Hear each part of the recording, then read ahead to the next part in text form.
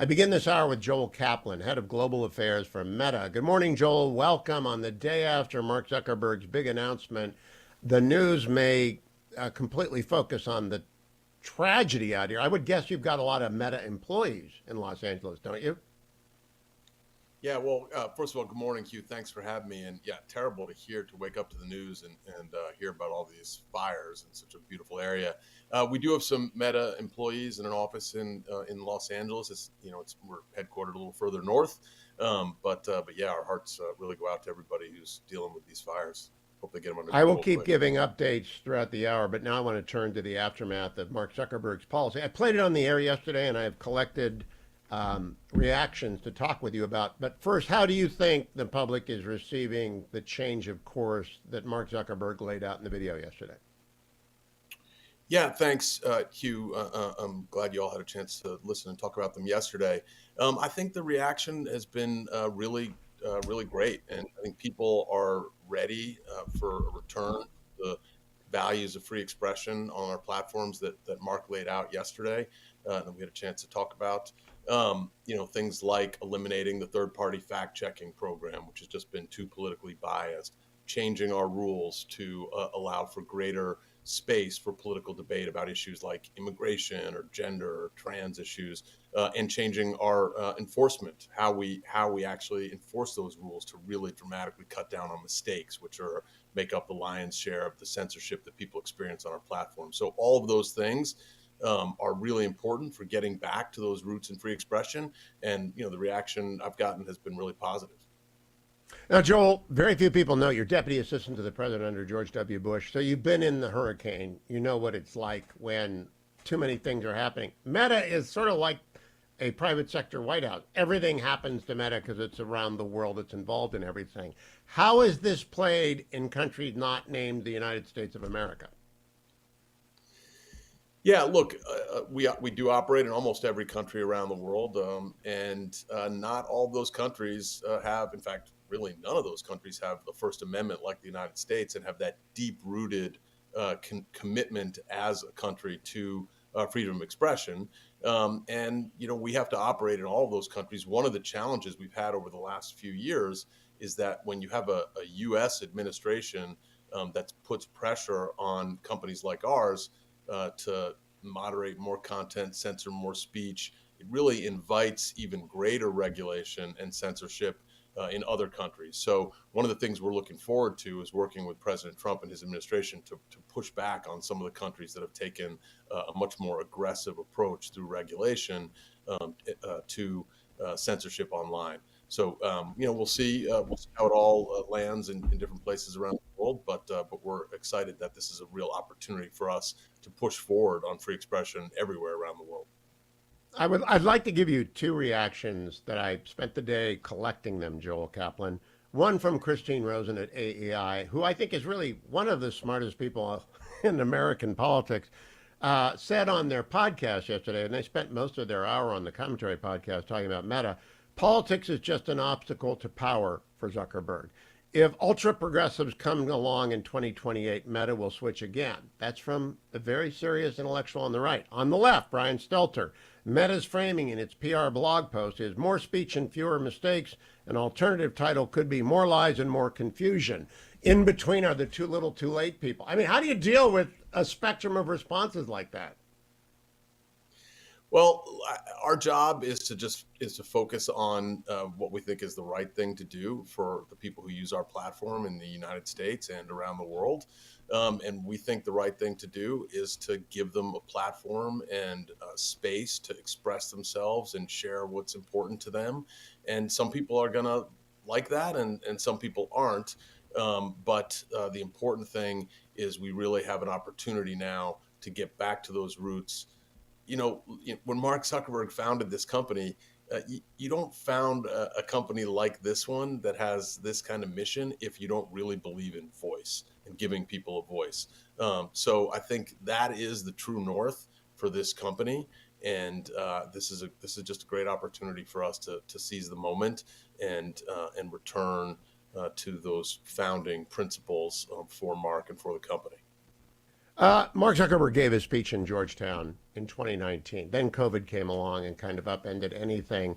And he's been a guest on this program, and I've been a guest in his home. So I think he's trying his best to figure out how to work a world that wants free expression and some places is punished for it. But I think it was a misstep. This is Hugh Hewitt, nobody else, just a radio talk show host, to do the oversight board. Even though you got Judge McConnell, who may be the greatest brain in America, to be its chair. Is that on the table, or is that a sunk cost that you're stuck with? Well, look, I'm glad you mentioned Judge McConnell, because I think that's indicative of what the purpose of the oversight board was, which was actually to promote freedom of expression in places around the world where it's a lot harder to defend and where they're less likely to trust a U.S. based company to make those decisions. And Judge McConnell was chosen because of his longstanding commitment and expertise, academic and judicial expertise on freedom of expression. So that really is the purpose of the oversight board. I know that it sometimes can be construed otherwise by critics, but that's what Mark's intent was with the oversight board. And in lots of instances around the world, they have been able to defend freedom of expression from what would otherwise be pretty aggressive censorship from governments. Now, Andrew McCarthy was on with me just before this, and we were talking about the oversight board. Three-quarters of its members do not come from the United States.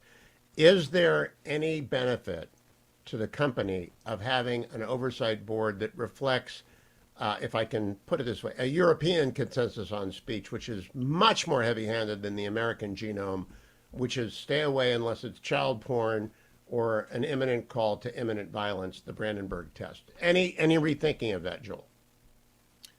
That's a very good question about how do you have a global, our services are used, 95% of the people who use our services are outside the United States. Wow. And so this board together, yeah, it's you don't usually think of it that way, but when you have 4 billion people monthly using the platforms, but just by definition, they've got to be mostly outside the United States. So that's why we have a global board. But I certainly hear and understand the criticism of well, does that make sense when you're talking about content that's being posted and seen by people in the United States primarily? And I think that's an important question, and one that I know we'll look at, and the board and the trustees of the board, I think we'll probably take a look at as well. A last question. I think the FTC has been run by ideologues for the last 4 years, and Chairman Khan going away will be a good thing for everyone. But what happens with Facebook and Meta and all the other social media companies under a Trump regime that will be different than under the Biden regime?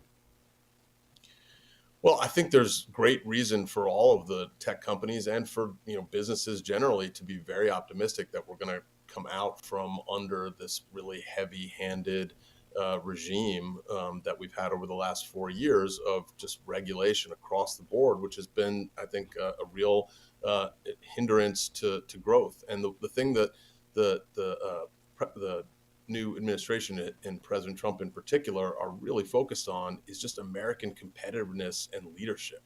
And that's incredibly important for our company and our tech sector. Things like AI, having somebody like David Sachs put in to oversee AI policy, I think that's going to be an incredible boost to innovation and technological leadership and the competitive edge that's made America, the envy of the world for so many years. If I can hold on to you for one more minute, Joel, I have one question about artificial intelligence that I'll do during the break and play afterwards. Stand by. I will continue to update you, Southern California and the country, on the fire. LA is burning, and I cannot underplay what you're going to see when the sun comes up on the West Coast, because the winds are still between 50 and 100 mile an hour gusts throughout Southern California. And it's at 4,000 acres in Palisades. It is growing in Pasadena and Sylmar, and one fire has begun in Riverside. I will continue to bring you breaking news. This is why we have AM radio. Also reminding everyone I'm moving to the afternoon next week, 3 to 6 p.m., so I can drive people home rather than take them to work, and be live in the West Coast markets, and everyone can hear us from noon to 3, beginning on Monday of next week. Don't go anywhere, however. I'm going to continue to talk to Joel Kaplan about AI and the regulatory scheme when I come back. Welcome back. I have one more question for Joel Kaplan, who is the Chief of Global Affairs for Meta. Joel, guests on this show include Mark Zuckerberg and Peter Thiel and David Sachs and everyone who concerns about artificial intelligence. And I know the regulatory scheme's got to be developed. Two questions. Where do you want that regulatory scheme to be developed? At the FTC, in Congress, or in the marketplace? And the second, where do you want the small modular nuclear power reactors to go? Because you can't get to AI nirvana unless you guys have power. Yeah, those are two great questions that go right to the heart of our future ability to lead as a country on AI. On regulation, we really think you got to be careful at these early stages of regulating and preventing the kind of innovation that's really going to revolutionize, most of most of the economy. And I think that David Sachs and the administration are going to be very thoughtful about that, making sure that the thing that we probably need to regulate is any kind of dangerous uses of AI, not regulate the technology right at the heart of it, right? So you want to make sure that the innovations can still happen, and as with any technology, there will be people who try to misuse it, and you want to regulate it at that level. That's where we think they should go on technology, on regulation. On small nuclear reactors, modular reactors, you're absolutely right. The advances in AI require a tremendous amount of compute power, which requires a tremendous amount of energy. And we just haven't been building enough power plants in this country.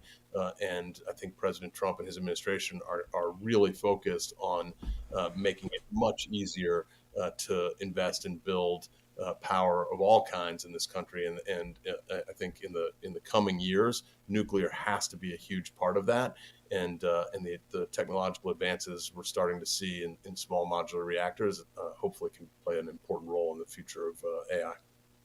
Joel Kaplan, thank you. Because of the American century is going to be the American millennium. We need meta and we need power and we need artificial intelligence to be led by the United States. Thank you for your time, Joel Kaplan. Congratulations on the new job, though I don't envy you your PR assignment today, getting out there and arguing with the world about whether it's good or bad. Thank you, Joel, for starting the day with me. Thanks, Hugh. Great to be with you.